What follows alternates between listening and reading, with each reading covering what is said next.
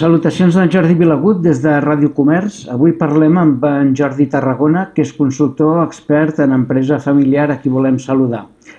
Senyor Tarragona, quan parlem d'empresa familiar ens ve al cap una petita empresa. Tanmateix, tenim força exemples, fins i tot en l'àmbit del retail, de companyies de gran magnitud que podríem enquadrar-les tanmateix com a empreses familiars. Bé, jo diria que l'empresa familiar, un pensa en petita, però hem de recordar que el 85% dels llocs de treball depenen d'empreses familiars, el 76% del PIB de Catalunya i quasi el 70% de les empreses.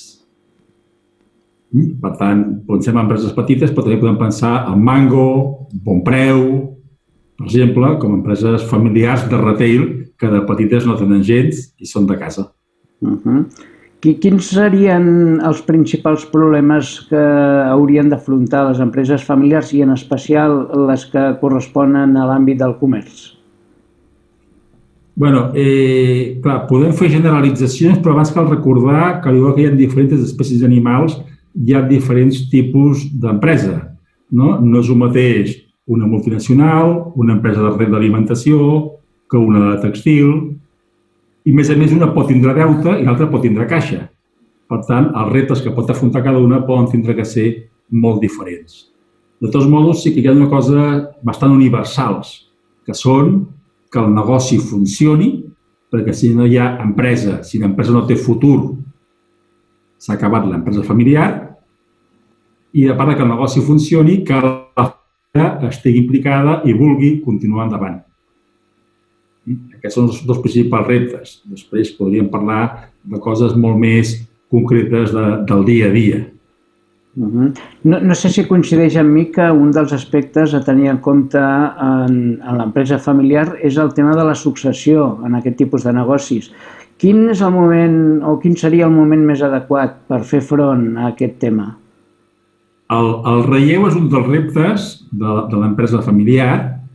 Quan s'ha de començar? Doncs tan aviat com l'empresa comença. L'empresa familiar, una cosa que la caracteritza és la voluntat de continuïtat. Per tant, sempre s'ha de pensar en el dia de demà a llarg termini, cosa que moltes vegades no fem, perquè el dia a dia se'ns menja, sobretot en situacions de crisi com l'actual, amb la qual ajornem temes transcendentals, perquè des de l'algú s'ha de passar atenció al més urgent. Quant temps abans?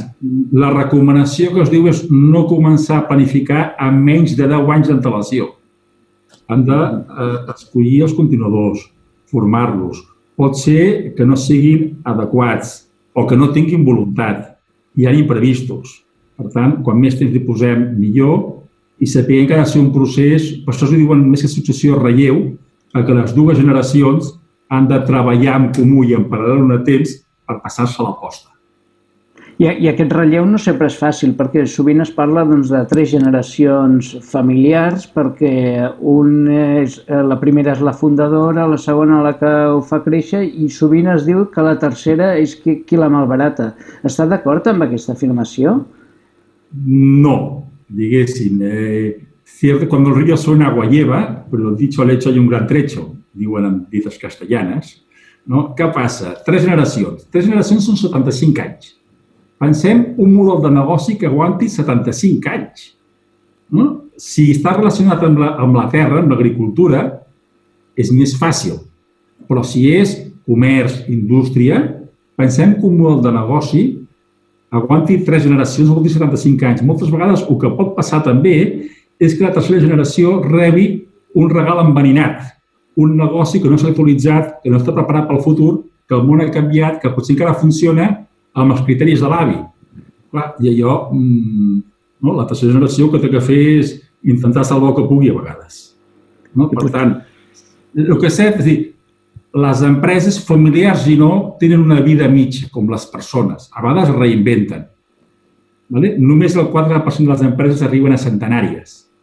Però tenen més vida les familiars que les no familiars. I suposo que en els temps que corren i més en l'àmbit del comerç és per treure's el barret quan hi ha alguna botiga que arriba a això, als 75, 80 o 100 anys inclús. Bé, les botigues centenàries, a més a Barcelona, per exemple, és un tema molt, a vegades, de portada, les botigues emblemàtiques, centenàries, tenen tradició, però el món ha canviat molt en 100 anys. Pensem en l'estructura de la família, com ha canviat en 100 anys, la sanitat o el transport.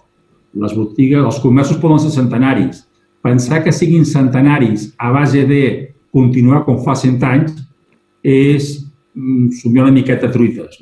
Tenim una obra catalana molt bona, que és l'Auca del senyor Esteve, que parla d'una família empresària de 3 generacions que té un comerç i parla molt com va evolucionar. El comerç centenari existeix, però no es pot basar en una ubicació a un preu subvencionat i sense adaptar-se a la realitat del mercat.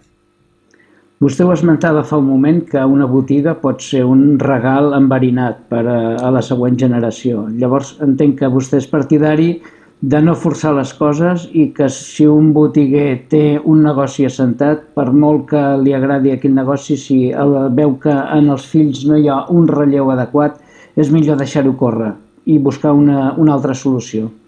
Vinga, una qüestió clau de tota família empresària és plantejar-se com un cop a cada generació si continuar, vendre o tancar.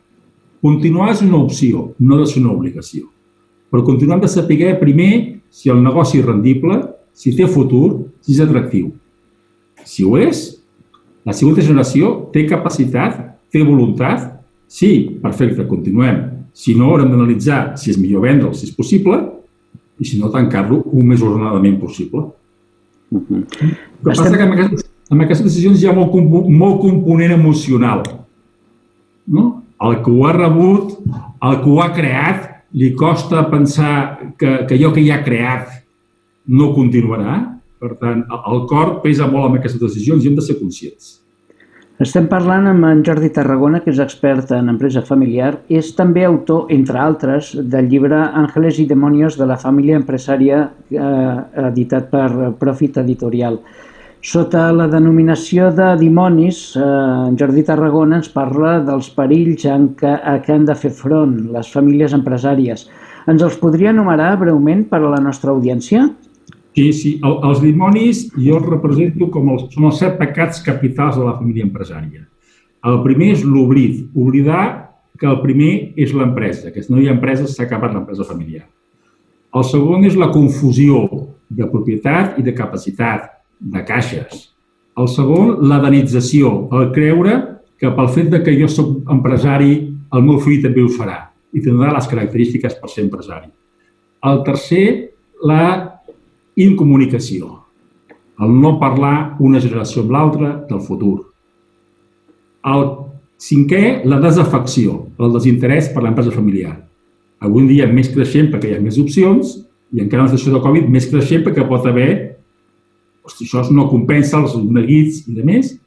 El quart, la improvisació, el deixar per demà les coses que s'han de planificar perquè el dia a dia se'ns menja. I el setè, que és el pecat capital pitjor, que és la supèrbia, que és el pensar que a nosaltres això no ens passarà. Però, a Déu gràcies, tenim uns àngels per combatre aquests dimonis. I aquests àngels quins serien? Aquests àngels són, primer de tot, un exorcisme, que en dic jo, que és ser conscients de quins són els dimonis.